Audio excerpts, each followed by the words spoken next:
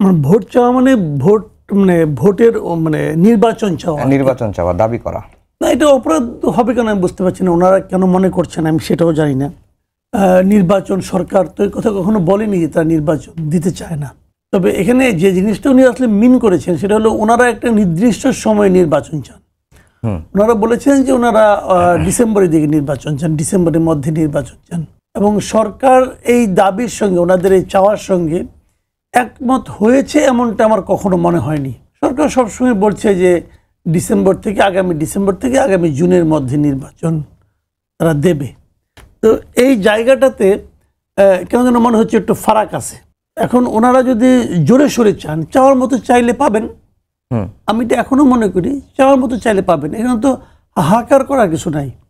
রাজনৈতিক দলগুলো অনেক কিছু চায়, তারা চাবে, সব পাবে সেরকম মতো না। যদি চাওয়ার মতো হয় পাবে, যদি তারপরেও সরকার দিতে না চায় তখন জনগণের কাছে তারা যাবে। জনগণ যদি চায় যে না হ্যাঁ আমরা চাই তারা করুক, নির্বাচন আগে দেন, তো সরকার দিতে বাধ্য হবে। সরকার অনেক সময় কিছু দেয় না। আগে সরকারও তো আমরা মানে পদত্যাগ চেয়েছিলাম, তারা তো দেয়নি, জনগণ তাদেরকে বাধ্য করছে। কাজে এটা অনেক কিছু হতে পারে। কিন্তু পলিটিক্যাল পার্টির জায়গা হলো দুইটা। একটা হলো তারা মানে সরকারের কাছে চাবে যে আমরা এটা চাই, কেন চাই যুক্তি দিয়ে বুঝাবে। যখন সরকারকে বুঝাবে তখন জনগণকেও বুঝাবে, জনগণও বুঝবে। যদি সরকার না দেয় তাহলে জনগণের কাছে যাবে, এবং জনগণ যদি তার সঙ্গে থাকে, তার দাবিটা যদি জনগণের কাছে গ্রহণযোগ্য হয়, জনগণ তাদের দাবির জন্য মাঠে নামবে, তাদেরকে হেল্প করবে, সাপোর্ট দিবে, তখন তারা অটোমেটিকই পাবে। আর যদি জনগণকে তারা বোঝাতে না পারে তাহলে বুঝতে হবে তাদের চাওয়ার মধ্যে কোনো ঘাটতি আছে, চাওয়ার মধ্যে কোনো ভুল আছে, এটা বুঝতে হবে। এখন জনগণকে মানে আপনার ইনফর্ম করার জন্য, জনগণকে বোঝানোর জন্য, জনগণকে সংগঠিত করার জন্য বিভিন্ন পলিটিক্যাল পার্টি বিভিন্ন রকম পদক্ষেপ নেবে। এখন ওনারা কি পদক্ষেপ নিয়েছেন? এখন পর্যন্ত ওনারা জনগণের কাছে গিয়েছেন, যদি যান তাহলে বুঝবেন যে কি অবস্থা। এনে চাওয়াটা অপরাধ, কার কাছে অপরাধ? আমি মনে করি না এটা কোনো অপরাধ মতো অবস্থায় আছে। ভোট চাইতেই পারে, সব পলিটিক্যাল পার্টিকে একভাবে চায় না, যার যার পলিটিক্স অনুযায়ী তারা চায়। আমি মনে করি ঠিকই আছে, জনগণ নিশ্চয়ই তাদের দাবিটাকে মানবে। কিন্তু জনগণ দাবিটা মানবে। কিছুদিন আগেও আপনি দেখেছেন যে একটা ক্যাম্পেইন চলছিল যে এই অন্তর্বর্তীকালীন সরকারের কে অনেকেই 5 বছর দেখতে চান, বা আগে সংস্কার হোক, বিচার হোক, এরপরে নির্বাচন হোক। বিএনপি কেন বারবার নির্বাচনের কথাটা বলছে, জিগির তুলছে, এই ধরনের কথাগুলো আসছে। এমন কোনো পরিবেশ বা পরিস্থিতি তৈরি হয়েছে কিনা যে নির্বাচন বিলম্বিত হতে পারে বা এরকম কোনো? দেখেন, আমি যদি আমার পার্সোনাল কথাবার্তা বলি, আমি ব্যক্তিগতভাবে মনে করি ডিসেম্বরের আগে নির্বাচন হওয়া সম্ভব। এটা আমি মনে করি, এটা আমার পার্সোনাল অপিনিয়ন। এখন কেন যদি আপনি জিজ্ঞাসা করেন তখন আমি এটা জবাব দেবো। আর আপনি যে কথাটা বললেন যে ক্যাম্পেইনে যে ব্যাপারটা, একটা ক্যাম্পেইন চলছে, এটা অনেকদিন ধরেই চলছে। এই ক্যাম্পেইনটাকে আমি মনে করি বিরাজনীতিকরণের একটা পক্ষে একটা ক্যাম্পেইন। তারা বলার চেষ্টা করছে যে ডক্টর ইউনূস ভালো চালাচ্ছে, অতএব তাকে 5 বছর রাখা যেতে পারে। এটা ডক্টর ইউনূসের মনে হয় মধ্যে কিছু সায় আছে আমার ধারণা। কারণ উনি নিজেও একবার কথা বলেছেন আল জাজিরার কাছে একটা ইন্টারভিউ, উনি এই ধরনের কথা বলেছেন যে জনগণের কাছে অন্তর্বর্তীকালীন সরকার একটা ভালো বিকল্প হতে পারে। উনি এই ধরনের কথা বলেছেন। এটা বলে এটা একটা অনৈতিক মন্তব্য ওনার, আমি মনে করি উনি এই ধরনের মন্তব্য করা আমি মনে করি ওনার ঠিক না। কারণ উনি একটা অন্তর্বর্তীকালীন সরকার, অন্তর্বর্তীকালীন কখনো একটা রেগুলার গভর্নমেন্টের ভালো বিকল্প হতে পারে না, একদমই পারে না। এই সরকারের কারো কাছে কোনো জবাবদিহিতা নাই, কোনো রকম জবাবদিহিতা নাই, তারা যা ইচ্ছা তাই করতেছে। কাজে জবাবদিহিহীন একটা সরকার আমি মনে করি পৃথিবীর কোনো দেশের জন্য ভালো সরকার নয়। ওনারা এই সমস্ত, যেমন আপনি যে আলোচনাটা আসছে হয়তো আসবো, এই যে করিডোর দেওয়ার ব্যাপারটা হুট করে তো হয়েছে বলে বসলেন আমাদের নীতিগত সম্মতি আছে, এটা উনি বলতেই পারেন না। যে সিদ্ধান্ত, যে পদক্ষেপ দেশের জন্য বড় বিপর্যয় ডেকে আনতে পারে, একটা যুদ্ধের দিকে দেশকে ঠেলে দিতে পারে, সেই ধরনের সিদ্ধান্ত উনি কার সঙ্গে আলাপ করে নিলেন? ওনার মনে হলো নিয়ে নিলেন। এটা কি মগের মূল্য নাকি রে ভাই? এই দেশটা কি মগের মূল্য? যা ইচ্ছে তা আপনি করলেন। আপনার কাছে মনে হলো ঢাকা উত্তরের মেয়র হিসেবে মোহাম্মদ এজাজ খুব ভালো, আপনার কাছে মনে হলো, আপনাকে চিঠি লিখে দিলেন, হয়ে গেল। এটা কি মগের মূল্য? কে আপনি সিদ্ধান্ত দেওয়ার? কি যোগ্যতা আপনার আছে? এবং সেই জায়গায় ওখানে মেয়র হওয়ার পরে কি করতেছে দেখেছি না, এই গরুর হাটে সে কি করতেছে দেখতেছি আমরা। তো এভাবে হয় না, বড় সিদ্ধান্ত কমন সেন্স দিয়ে হয় না। এবং খুব প্ল্যান্ড ওয়েতে সেই ক্যাম্পেইনটা চালানো হচ্ছে, বোঝানো হচ্ছে মানুষকে যে রাজনৈতিক দলগুলো ব্যর্থ, অতএব একটা অরাজনৈতিক সরকার লাগবে যারা দেশ চালাবে খুব শান্তিপূর্ণভাবে, এবং সেই অরাজনৈতিক সরকার কোনটা হাতের কাছে ডক্টর ইউনূস আছে, উনি পারবেন। এটা একটা ভয়ঙ্কর একটা প্রবণতা, ভয়ঙ্কর একটা ষড়যন্ত্র। জি সিফাত, আপনারা আজকে একটি বড় ধরনের সমাবেশ করেছেন আওয়ামী লীগের নিষিদ্ধের দাবিতে, এবং আপনারা যেটি বলছেন যে আওয়ামী লীগের বিচার ও সংস্কার ছাড়া দেশে কোনো নির্বাচন হতে দেবেন না। এখন 8 মাস পেরিয়ে তো প্রায় 9 মাস, 8 তারিখে 9 মাস হবে এই সরকারের। এখন পর্যন্ত সরকারের সংস্কারের তো কোনো অগ্রগতি আমরা দৃশ্যমান আমাদের কাছে নেই, এবং এখন পর্যন্ত বিচারও শুরু হয় নাই। আপনারা বলছেন যে বিচার এবং সংস্কারের আগে, এখন বিচারটা বলতে আপনারা কতদিন পর্যন্ত বিচার বোঝাচ্ছেন? কারণ আপনি আইন পেশায় পড়েছেন বা আপনি আইন জানেন, সব কিছুই জানেন। আপনারা আসলে কখন নির্বাচনের জন্য উপযুক্ত সময় মনে করছেন? আর বিচারটা আর সংস্কারটা কবের মধ্যে হওয়া উচিত? এই ডিসেম্বরের মধ্যে সংস্কার বিচার সম্ভব? ধন্যবাদ জানাচ্ছি আপনাকে। প্রথমে এই মন্তব্য দিয়ে শুরু করতে চাই, আসলে নির্বাচন চাওয়াতে কিংবা ভোট চাওয়াতে, জনমত তৈরি করতে চাওয়াতে এটা আসলে কোনো অপরাধের কিছু না। কেউ এটাকে অপরাধও মনে করে না। বরং আমরা জাতীয় নাগরিক পার্টির পক্ষ থেকেও আমরা বলেছি বারবার যে আমরা জনমত গঠনের জন্যই কাজ করেছি, রিফর্মের বিষয়ে যাতে জনমত গঠিত হয়। যদিও এক ধরনের ইতিমধ্যে একটা সম্মতি আছে সংস্কারের ব্যাপারে, রিফর্মের ব্যাপারে। এখন আগামী যে ইলেকশনটা আসতে চলেছে, যেটাকে আমরা অনেকেই বিএনপি বলেন বা বড় বড় রাজনৈতিক দলগুলো, তারা তো আসলে এটাকে আইনসভা তথা সংসদ নির্বাচন আকারে চাচ্ছে। কিন্তু আমরা শুরু থেকে বলে এসেছি এটা একটা গণপরিষদ নির্বাচন হওয়া জরুরি, কারণ গণপরিষদ নির্বাচনের মাধ্যমে আমরা কনস্টিটিউশনে যে সংস্কারগুলো করতে চাচ্ছি সেগুলো একটা প্রসিডিউরাল ওয়েতে আমরা এগোতে পারবো, পরবর্তীতে সেটা আইনসভা হিসেবে রূপান্তরিত হতে পারে। এই ধরনের নজির কিন্তু আছে, ইতিপূর্বে আমাদের সামনেই আছে। আমরা যদি 1970 সালের আমাদের সাধারণ নির্বাচনটা দেখি, সেই 1970 সালের সাধারণ নির্বাচন, যেটার পরবর্তীতে ফলশ্রুতিতে 1971 সালের মহান মুক্তিযুদ্ধও হয়েছে, সেটারও কিন্তু কনস্টিটিউশনটাকে তৈরি করার এক ধরনের ম্যান্ডেট তার ছিল। এবং তো ফলে নজির যে নাই এমনটা না, গণপরিষদ এবং আইনসভা দুটো একসাথেই হতে পারে। ফলে আমরা তো গণপরিষদ নির্বাচন নিয়ে সবসময় মুভ দিচ্ছি। তো নির্বাচন কেন্দ্রিক যে আমাদের কোনো চাওয়া নাই বা নির্বাচন যে আমরা চাচ্ছি না, ব্যাপারটা মোটেও এরকম না। আর দ্বিতীয় ইস্যু হচ্ছে, তাহলে মানুষজন যে ভোট চাচ্ছে বা নির্বাচনের কথা বলছে, জনমত তৈরি করতে চাচ্ছে, সেটা কোন এজেন্ডার ভিত্তিতে? আমরা মনে করছি সেটার এজেন্ডা হওয়া উচিত রিফর্ম। কে কত বেশি রিফর্ম চাচ্ছে এবং তরুণদের যে আকাঙ্ক্ষা সেটার সাথে কে কত বেশি অ্যালাইন, জনগণের যে আকাঙ্ক্ষা রিফরমেশন নিয়ে।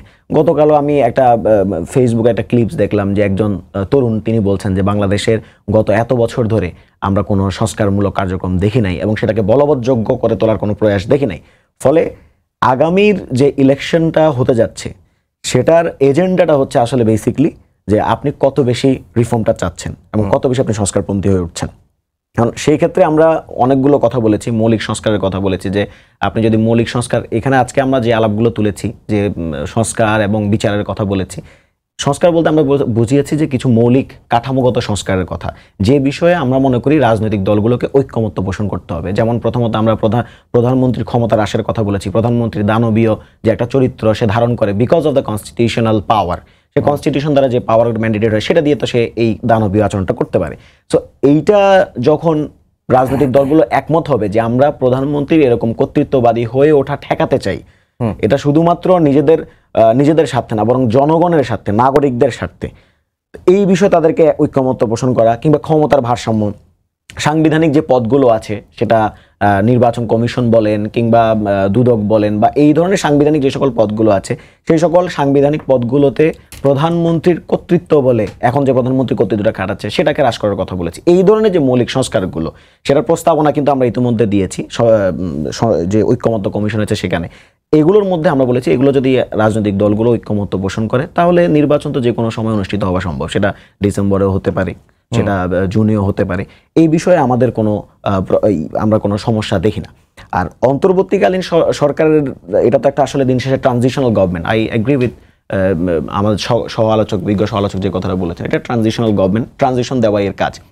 কিন্তু আমাদের খেয়াল রাখতে হবে এই ট্রানজিশনটা তারা কিভাবে দিচ্ছে। এটা কি সংঘাতময় কোনো ট্রানজিশন নাকি হচ্ছে সহিংসতাহীন এবং একটি পরিপূর্ণ ট্রানজিশন যেটার মাধ্যমে আমরা কোনো সংঘাত দেখব না। এবং এই ট্রানজিশনের পরেও যেহেতু এটা অভ্যুত্থান পরবর্তী একটা ট্রানজিশনাল গভর্নমেন্ট, শুধুমাত্র নির্বাচনী পদ্ধতিতে 5 বছরের একটা সরকার পরবর্তী সময়ে তত্ত্বাবধায়ক কোনো সরকার না, বরং এটা একটা অভ্যুত্থান পরবর্তী ট্রানজিশনাল গভর্নমেন্ট।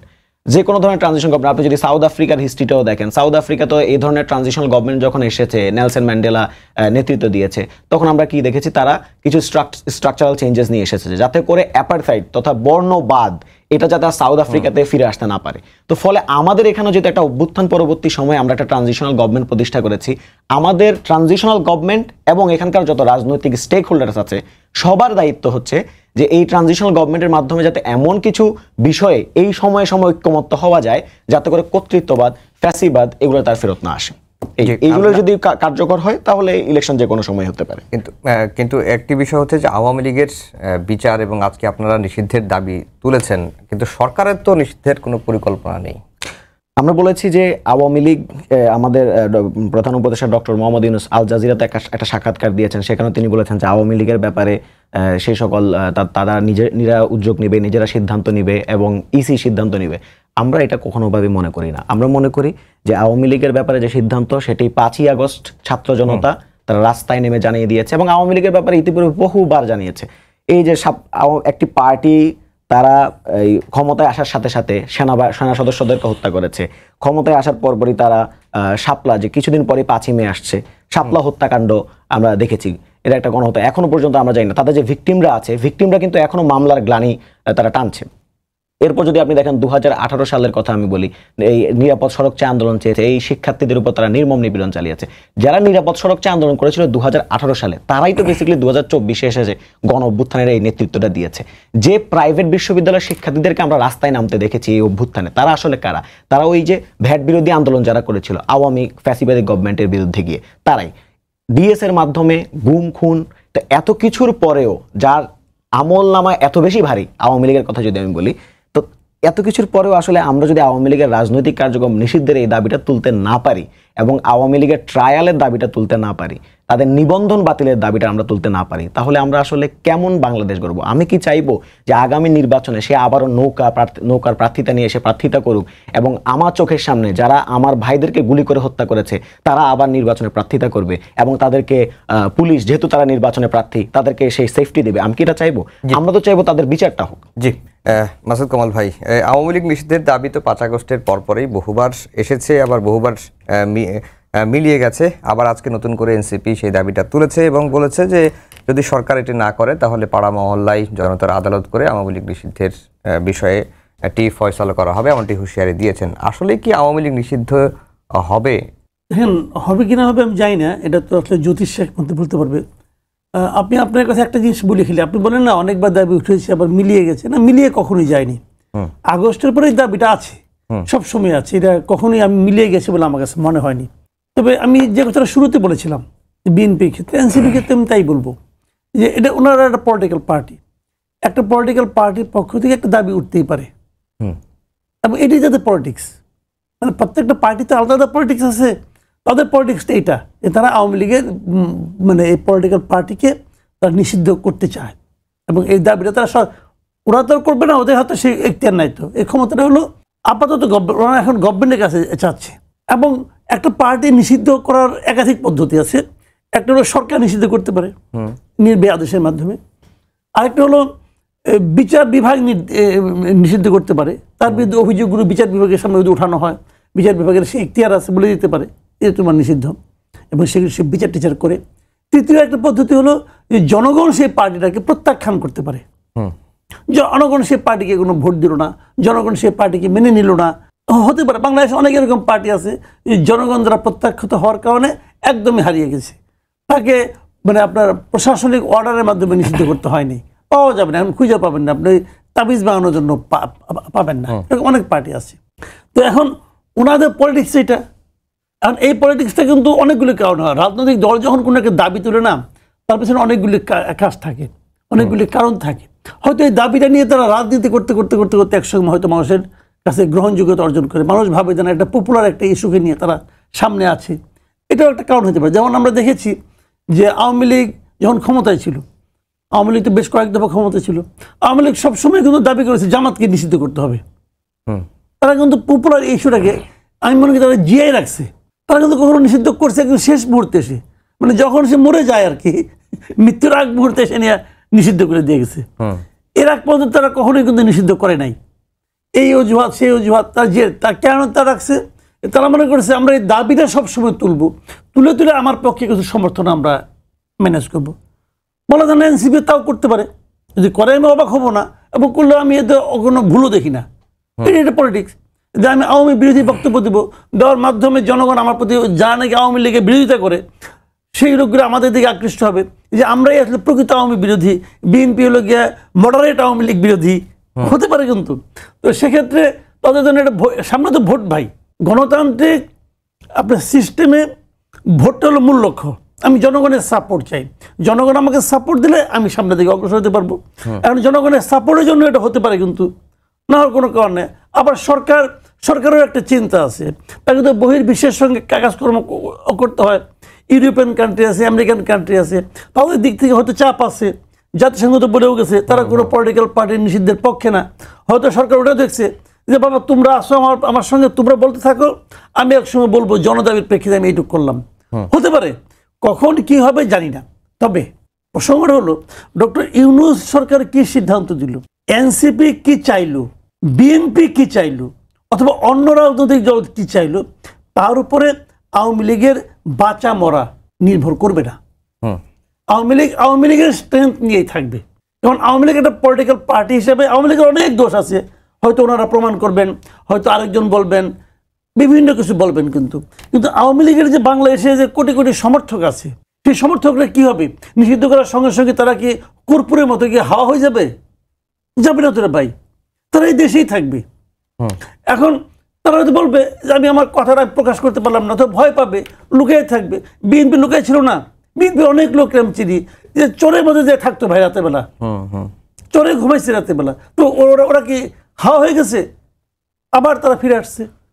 যারা তাদেরকে চরে পাঠাইছিল, এখন এরা আবার এদেরকে ওরা মানে চরে চলে গেছে। আছে তো এই দেশেই। জামাতকে নিষিদ্ধ করতে, জামাতকে দাঁড়াইতে পর্যন্ত দেয় নাই আওয়ামী লীগ। 15টা বছর জামাতে ইসলাম ভাই তাদের অফিস খুলতে পারে নাই। দল কিন্তু বৈধ, দল বৈধ, দল কিছু বলে না, অফিসটা পর্যন্ত খুলতে পারে নাই। আবুল আসাদের মতো সাংবাদিক ভাই, সিনিয়র লোক, মানে এরকম ভদ্রলোক খুব কম আছে। তারে পত্রিকা অফিস থেকে ধরে নিয়ে গেছে হাসপাতাল, মানে পুলিশে নিয়ে গেছে। তো এত ঘটনার পরে, এত প্রেশার দেওয়ার পরে জামাতকে আগের তুলনায় দুর্বল হয়েছে? হয় নাই তো। কি কারণে হয় নাই? হয় নাই এই কারণে, দেখেন ওই যে আমি বলি আপনার, এখন তো সবাই তো ইন্টারনেট ইউজ করেন, কম্পিউটার ইউজ করেন। আপনি পিসিতে দেখবেন যে কোনো একটা ফাইল আপনি ডিলিট করে, একটা আপনার সফটওয়্যার আপনি ডিলিট করতে পারেন, আবার আনইনস্টল করতে পারেন। আপনি যখন নির্বাহী আদেশের মাধ্যমে বাতিল করবেন, ওটার উপর ডিলিট করা, ওটা কিন্তু আনইনস্টল হবে না, ওটা আবার জেগে উঠবে। তো আপনাকে শিকড় সহ তুলতে হবে। তো শিকড় সহ তোলা টাইনে ওঠানো যায় না। ওই যে বট গাছ মাঝে মাঝে বলি কিন্তু, যে আওয়ামী লীগ ভাই পাট গাছটা যে টান দিলেন না উঠে গেলো, আওয়ামী লীগ হলো বট গাছ। এখন এটা কখন মরবে আপনি টাইনে বট গাছ তুলতে পারবেন না ভাই। বট গাছ মরতে হলে অনেক সময় দেখবেন বিরাট বট গাছ কিন্তু আস্তে আস্তে মারা যায়। যখন এটা মারা যায় তখন কিন্তু হাজার পানি দিলে ওটা বাঁচবে না, ওটাকে মরতে হবে। কাজেই এই ধরনের পলিটিক্যাল পার্টি যার নাকি ভিত্তি সারা দেশে, সেই পার্টিকে আপনি ফু দিয়ে উড়াই দিবেন ভাই, এটা হলো একটা আকাশ কুসুম কল্পনা। জি সিফাত, যেটি মাসুদ কামাল ভাই বলল সেটি তো অনেকটা ক্লিয়ারই, যে বিএনপি এনসিপি সরকার কি চাইলো না চাইলো এর উপর আওয়ামী লীগের বাঁচা মরা নির্ভর করে না। আমরা মনে করি যে আওয়ামী লীগের বিরুদ্ধে জনতার রায় হয়েছে 5ই আগস্টে। আমরা এটা সবচেয়ে বেশি পরিমাণে এটা দেখেছি। এবং যদি আমি খুব ক্লিয়ার করে বলি, বোধহয় বাংলাদেশের ইতিহাসে এরকম নজির নাই যে আওয়ামী লীগের একেবারে টপ টু একদম বটম 350 জন সংসদে যারা বসেছে তারা সবাই তল্পিতল্পা সহকারে তারা দিল্লি পালিয়ে গেছেন। একটা দল যে নিজেকে মনে করে যে বাংলাদেশে তার রাজনৈতিক দল, বাংলাদেশে কোনো রাজনৈতিক দল হলে সে দিল্লিতে পালিয়ে যাওয়ার কথা না।